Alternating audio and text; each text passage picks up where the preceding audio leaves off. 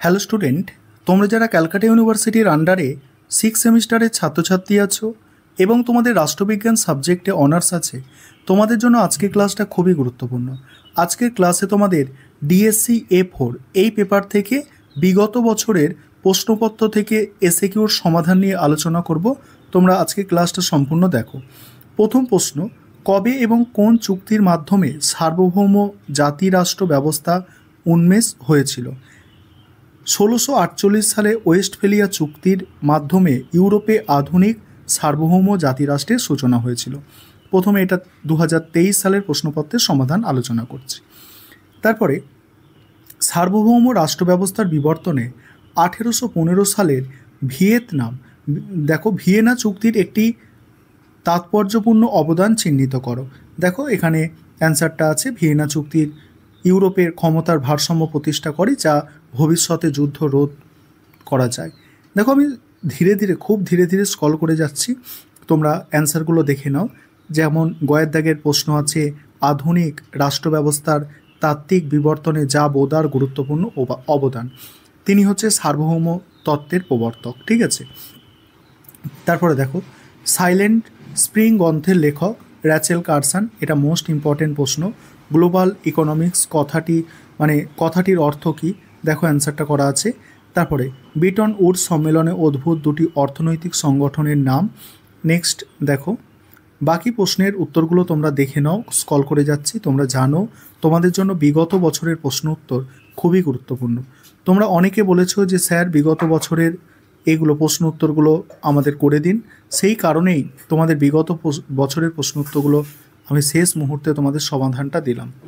যেমন আছে গ্রামসির পুরসমাজ এর কেন্দ্রীয় ধারণাটি কী? দক্ষিণ এশিয়ার সন্ত্রাসবাদ পোর্টাল কাকে বলে? তারপরে গ্রেটা থুনবার্গ কে? নেক্সট 2022 সালের প্রশ্নপত্রের এটা সমাধান আছে। দেখো আমি খুব ধীরে ধীরে স্ক্রল করে যাচ্ছি, দেখে নাও। এটা 2022 সালের প্রশ্নপত্রের সমাধান। এখানে আছে দেখো, রাষ্ট্রের অত্যাবশ্যক বৈশিষ্ট্য হিসাবে সার্বভৌমিতাকে কোন ফরাসি রাজনৈতিক চিন্তাবিদ প্রথম উপস্থাপন করেন?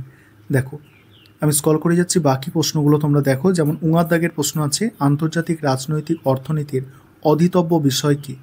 পরের প্রশ্ন, কোন সালে ডাঙ্কেল খরসা স্বাক্ষরিত হয়? দেখো বাকি প্রশ্নগুলো তোমরা দেখে নাও। দেখো খুব ধীরে ধীরে, এই কোয়াডটা খুব ইম্পর্টেন্ট, এটা খুব ভালো করে তোমরা একটু দেখে যাবে। দেখো ইউনিসেফের সম্পূর্ণ রূপ। এখানে ইউনিসেফের ইউটার মানে জিজ্ঞাসা করতে পারে, সিটার মানে জিজ্ঞাসা করতে পারে, এটা ভালো করে দেখবে। ফুল ফর্ম তোমাদের থাকবে। দেখো বাকি প্রশ্নগুলো দেখো, বিশ্ব পুরসমাজ কাকে বলে?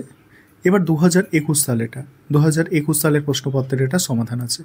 দেখছো 2021 সালের প্রশ্নপত্র দেখে নাও, এটা 2021 সালের প্রশ্নপত্রের সমাধান আছে। দেখো সম্পূর্ণ অ্যান্সার তোমরা দেখে নাও, আমি স্ক্রল করে যাচ্ছি। দেখে নাও সম্পূর্ণ অ্যান্সার দেখে নাও। দক্ষিণ এশিয়ার সন্ত্রাসবাদ পোর্টাল, দেখছো প্রিভিয়াস ইয়ার্সের প্রশ্ন কিন্তু রিপিট হয়, তাই এগুলো খুব ভালো করে তোমরা শেষ মুহূর্তে একটু দেখে নেবে। আর অন্যান্য গুরুত্বপূর্ণ প্রশ্নও তোমাদের কিছু আমি দেখাচ্ছি। দেখো হবস কীভাবে সার্বভৌমত্বের ব্যাখ্যা করেছেন, অভ্যন্তরীণ সার্বভৌমত্ব ধারণাটির অর্থ কী, বাহ্যিক সার্বভৌমত্ব, এইভাবে দেখো এক্সট্রা প্রশ্ন আছে। এগুলো এক্সট্রা প্রশ্ন আমি তোমাদের কিছু দেখিয়ে দিচ্ছি, এগুলো তোমরা শেষ মুহূর্তে দেখে নাও। আশা করি তোমাদের তো বড় প্রশ্ন তৈরি হয়ে গিয়েছে, এবার তোমরা শেষ মুহূর্তে এই ছোটো প্রশ্নগুলো একটু দেখে গেলে তোমাদের পরীক্ষা অবশ্যই খুব ভালো হবে। দেখো ঠিক আছে, এইগুলো হচ্ছে তোমাদের আমি এক্সট্রা প্রশ্ন আকারে দিয়েছিলাম। আমাদের যেগুলো পেড ব্যাচ চলছিল সেখানে এগুলো আমাদের এক্সট্রা প্রশ্ন ছিল, দেখে নাও।